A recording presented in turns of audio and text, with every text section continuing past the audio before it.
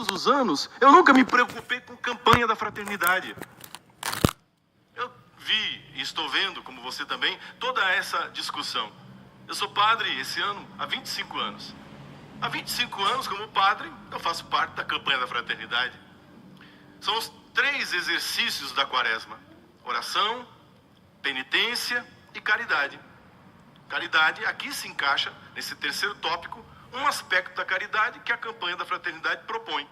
Só que cada ano, se você lê, principalmente da década de 70 para cá, final da década de 70 para cá, quem escreve esses documentos da campanha da fraternidade, claramente são pessoas ligadas à teologia da libertação.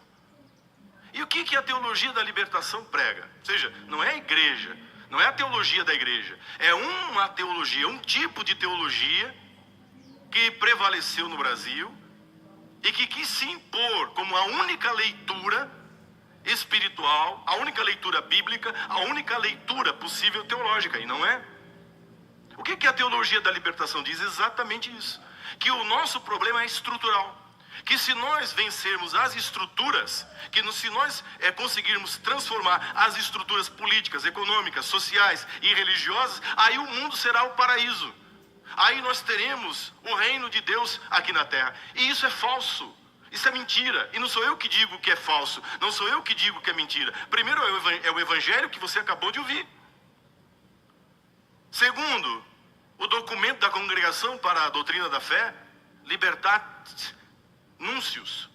Na época que o cardeal Ratzinger era o prefeito da congregação, de tantos desmandos que se espalharam pelo continente latino-americano, vindo dos frutos nefastos da teologia da libertação, que afastou o povo da igreja, que afastou o povo da vida espiritual, que fez da igreja, muitas vezes de comunidades, muitas vezes um espaço de militância política orientadamente de esquerda. Orientadamente de esquerda. E aí, se você é de esquerda, o problema é seu. Não tenho nada com isso. Faça da sua vida o que você quiser. Agora, esse espaço não é o espaço para militância ideológica. E me prove, me mostre um único documento da campanha da fraternidade da década de 70, final da década de 70 para cá, década de 80, 90 e até os dias de hoje, que não tenha uma conotação profundamente, notadamente, majoritariamente da teologia da libertação. Ou seja, de que todo o problema do ser humano, a libertação que o ser humano precisa, não é do pecado. Não é a libertação das estruturas do pecado original, do pecado que habita o coração do homem, do ser humano, das nossas paixões, das nossas más inclinações, da nossa desobediência a Deus. E daí o porquê precisamos de vida de oração.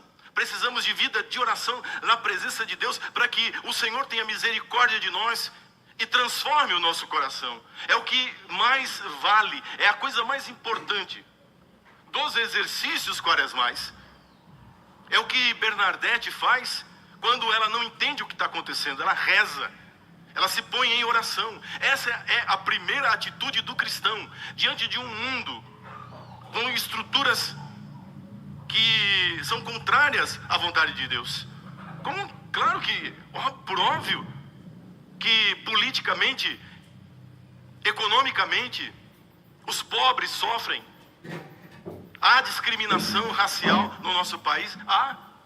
Com certeza. Há homofobia e que precisa ser combatida. Mas, meu irmão, você pode ler nos documentos que essa teologia produz, e agora, escancaradamente, na campanha da fraternidade de 2021, está por escrito na cartilha da campanha desse ano.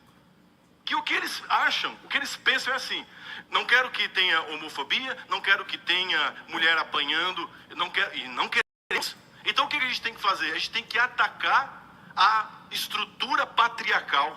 Ou seja, traduzindo em miúdos, que o problema não está no coração do homofóbico. O problema não está no coração do homem mau caráter, machista. Que o problema não está no coração do racista, do xenófobo. Que o problema está na estrutura da família tradicional. É a família tradicional que é racista, que é xenófoba, que é homofóbica. Então, se eu desconstruo a família patriarcal, a família tradicional, aí então eu tenho a libertação. Acaba a homofobia, acaba o racismo, acaba as discriminações. E isso não é verdade. Isso é falso. Isso não é verdadeiro. Porque o problema não está na estrutura. A estrutura é reflexo do que está dentro do ser humano. É o nosso coração que está podre, é o nosso coração que não está sadio, é o nosso coração que está doente, porque não reza, porque não fazemos penitência, porque não nos arrependemos dos nossos pecados, porque não buscamos o Senhor, a sua palavra, porque não buscamos o Senhor e a sua palavra, nós refletimos no mundo, nas estruturas do mundo, aquilo que está carcomido no nosso coração. É isso que Jesus disse. Vocês acham que o problema está fora? Olha, não pode comer isso, não pode comer aquilo. Olha, a sinagoga é isso. Olha, o problema do templo é aquilo. Aliás, é isso que eles dizem. Leia qualquer documento da teologia da libertação, qualquer livro dos autores, que eu não vou dizer o nome aqui. Eles dizem exatamente isso, que Jesus Cristo era um revolucionário. Jesus Cristo era um ideólogo político e que ele morreu não para salvar os nossos pecados, não porque ele se entregou para a nossa salvação, mas porque agitando e revolucionando o seu tempo, mexendo na consciência das pessoas, ele comprou briga com o Império Romano, ele comprou briga com as estruturas políticas de poder do seu tempo, e por causa de questões políticas, sociais e econômicas é que ele foi morto.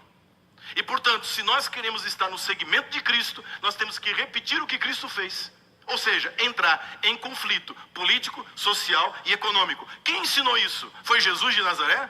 É na Bíblia que você encontra isso? Não, meu irmão, você encontra isso no Capital de Karl Marx, você encontra isso na doutrina comunista, a luta de classes, você encontra isso em Adorno, em Horkheimer, na escola de Frankfurt, você encontra isso em autores, você encontra isso de esquerda, mas no Evangelho não.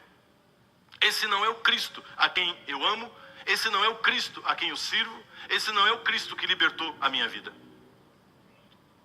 Por causa de um Cristo agitador político, por causa de um Cristo revolucionário, sabe, do seu tempo, há 30 anos, pelo menos nesse país, sequestraram a Semana Santa em muitas paróquias. Não nas minhas, não na minha paróquia, nunca. Nunca deixei de tratar o tema da campanha da fraternidade, mas sempre colocando o tema no seu devido lugar. Impossível passar uma campanha, o tempo da quaresma, 40 dias falando sobre o problema da água poluída, de que tem gente que está roubando a água, que o agronegócio, quer dizer, colocando o povo da cidade contra o povo do campo, o povo do agronegócio. E o que é isso? É luta de classes. Estava escrito isso no documento da campanha da fraternidade da água? Estava. Vocês me ouviram tratar disso aqui nas missas? Não. Por quê? Porque eu tenho critério, porque eu tenho bom senso, porque eu sei que por trás daquele documento está um tipo de teologia, está um tipo de mentalidade que infelizmente imperou dentro do secretariado, dentro das secretarias, dentro daqueles que são os responsáveis por executar os documentos e textos. Campanha ecumênica, mas espera aí, mas a Igreja Católica está presente? Um padre, um teólogo que não seja da teologia da libertação fez parte da confecção? Não fez. Então não tem ecumenismo. Você juntou 4 pastores protestantes, um padre, ou não sei quem foi, um teólogo ortodoxo, e um padre católico da teologia da libertação, que a gente sabe o nome, endereço e telefone de quem foi. Eles creem nas mesmas coisas, eles acreditam nas mesmas coisas. Sabe o que seria uma campanha ecumênica? Chama os batistas para conversar, chama a Universal do Reino de Deus, chama Chama a Assembleia de Deus, que é a maior igreja evangélica do Brasil. Sabe por que não chama? Porque eles são conservadores. Porque eles são contra o aborto. Porque eles são a favor de uma família estruturada sobre os valores bíblicos. Então eles não vêm, porque não combina, entende? A mentalidade desses evangélicos, que são 99%, em comparação a esses que fazem parte, que confeccionaram, que são 1% dos evangélicos do Brasil, que representam na própria igreja evangélica uma minoria. Não são as estruturas. Santa Bernadette é a prova disso. Essa menina tinha tudo para ir para a marginalidade, para se transformar numa prostituta, para vender o corpo dela num cabaré francês, como haviam tantos naquela região. Bernadette Sobiru era para ter se criado com ódio da família, com ódio do pai, com ódio da mãe, com ódio dos irmãos, talvez fazendo parte de um núcleo anarquista, um núcleo bolchevista, né? Um núcleo que havia naquela época, do Partido Comunista Francês. Não. Uma menina, uma moça que se abre para a graça de Deus e que compreende que o problema está no paraíso. Começou quando o ser humano fez a sua primeira opção e fez errada, e fez egoisticamente. Se a troca, a mudança de estrutura econômica, política, social trouxesse o reino de Deus para essa terra, a Suíça seria o reino de Deus. Os países da Escandinávia seriam o reino de Deus. O Japão seria o reino de Deus aqui na terra. Porque política, econômica, socialmente, eles estão muito bem estruturados. A Finlândia tem o melhor IDH do mundo. Mas a Finlândia não é o reino de Deus na terra. Quando nós olhamos a aplicação, escute, a aplicação dessa cartilha marxista da luta de classes, quando esta política, quando essa economia é aplicada, o que nós vemos é genocídio, o que nós vemos é morte, o que nós vemos são governos totalitários e criminosos, aqui pertinho de nós, fazendo fila para comer sobra do supermercado, aqui pertinho de nós. Entende? Como assim?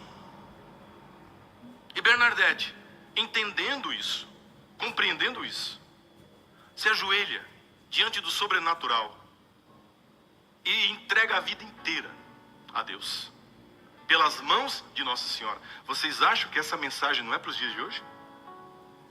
Vocês acham que Nossa Senhora de Lourdes não tem uma mensagem atualíssima para esse momento que estamos vivendo? Bernadette viveu a vida inteira doente, fisicamente doente. Quando ela ficou paralítica na cama, uma freira chamou o padre para dar a unção. O padre e a freira entraram para visitá-la no quarto e fizeram uma brincadeira com ela, dizendo: o que você está aí com preguiça? Brincando, sabe? Aquelas brincadeiras chata, preguiçosa. O que você está fazendo aí deitada? E a resposta dela é a mensagem. De novo, a mensagem de Lourdes. Ela revela uma das coisas que Nossa Senhora tinha dito a ela. Ela disse assim: eu não estou aqui deitada com preguiça, eu estou aqui obedecendo as ordens de Nossa Senhora. Porque o meu trabalho aqui na terra é sofrer. A minha missão aqui nesse mundo é oferecer todos os meus sofrimentos, unido ao sofrimento de Cristo na cruz, pela salvação do mundo. Eu estou aqui no meu trabalho, no meu ofício, porque Nossa Senhora me disse que aqui nessa terra eu não teria alegria e felicidade.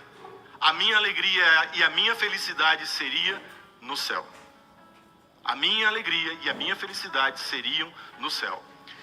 Essa frase, se você disser essa frase para um teólogo da libertação, para um católico de esquerda, ele cospe na sua cara se brincar. Porque essa é a frase mais alienada que se possa imaginar. convém não aguentar, suportar dor, enfrentar a dor como uma missão, mas se rebelar, se revoltar. Essa é a lição que nós mais ouvimos nos dias de hoje. A gente tem que lutar, que isso seria uma alienação. O céu, não. Aqui na terra, as coisas têm que acontecer aqui embaixo. Aqui é que tem que ser o paraíso. Aqui é que tem que acontecer as coisas. Que isso seria um tipo de religiosidade alienante, que tira da igreja, que tira do cristão o seu caráter de mudança, de profecia da sociedade. Lourdes é uma grande alienação para essas pessoas. O sofrimento de um doente é inútil. Um bebê no ventre da mãe não vale nada. É um empecilho que precisa e pode ser descartado. Entende? Um patrão não é alguém que está servindo a Deus através do seu empenho em colocar a sua riqueza a serviço da sociedade. Não, é um inimigo que precisa ser derrubado. É alguém que precisa ser questionado. É alguém que precisa ser retirado. Em nome da igualdade. Quando na realidade nós sabemos que não há igualdade. Nunca houve igualdade. É exatamente na solidariedade, na compaixão que nós temos uns para com os outros que Deus se manifesta. Que não vai ser derrubando ninguém, que eu vou a lugar nenhum. Essa é a mensagem de Lourdes. O Papa Francisco repetiu isso agora na mensagem aos enfermos, porque amanhã é o Dia Mundial dos Enfermos, porque é dia de Nossa Senhora de Lourdes. Na mensagem do Papa, o Papa diz exatamente isso, que, veja, se tudo se resume à revolução, à transformação política, social, onde ficam os doentes? Esses que agora não podem fazer nada. Eles são inúteis, eles são descartáveis, porque nós estamos caminhando para isso. O ser humano está se tornando descartável. Se ele não é um agente de transformação, se ele não é um agente político, se ele não é um agente social, então não serve, não tem serventia, pode ser eliminado. Olhe, veja a que ponto nós chegamos. Veja para onde a humanidade está caminhando. De um lado, esse capitalismo selvagem, entende? Que só vê dinheiro, que só vê lucro, desalmado, sem coração. E do outro lado, o ódio, o ressentimento, a revolução. Nenhum dos dois querem o que Jesus trouxe. A transformação do coração. A transformação da vida. E é isso que nós queremos pedir nessa noite. Por intercessão de Santa Bernadette. Eu não vou falar mais desse assunto. Está gravado. Quem quiser, pegue de novo. Se alguém está achando que não vai ter campanha da fraternidade na paróquia, vai. Eu pessoalmente vou fazer via Zoom, para todo mundo poder participar. Nós vamos ler o documento e vamos criticá-lo. É isso. Você está entendendo? Nós não temos que fugir de briga, nós não temos que fugir do diálogo, nós não temos que fugir com medo. Nós temos que encarar essa gente, dar a eles a resposta que eles merecem ouvir. Se eles tiveram o atrevimento de colocarem uma pastora luterana, abortista, feminista, para escrever um documento que vai ser usado pelo povo católico, então eles também têm que engolir a resposta do povo católico. Eles têm que engolir. Eles têm que saber que dentro da Igreja Católica tem quem pense diferente. Tem quem pense diferente.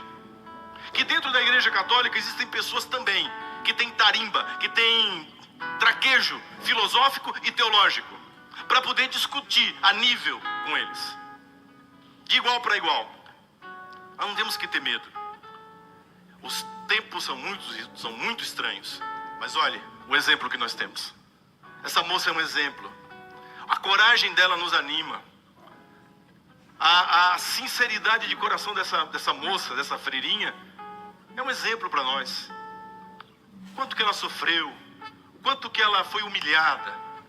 E a gente, para fazer média, sabe, com o seu fulano, o seu cicrano, não pode mexer nisso. Eu vi, eu não tenho, mas me mandaram, sempre mandam, né? Alguns dizendo, não, nós temos... Eu ouvi assim, quem não obedece, não é católico, está em apostasia. Pois então é isso, né? Agora sim. Veja, isso são os ecumênicos, viu?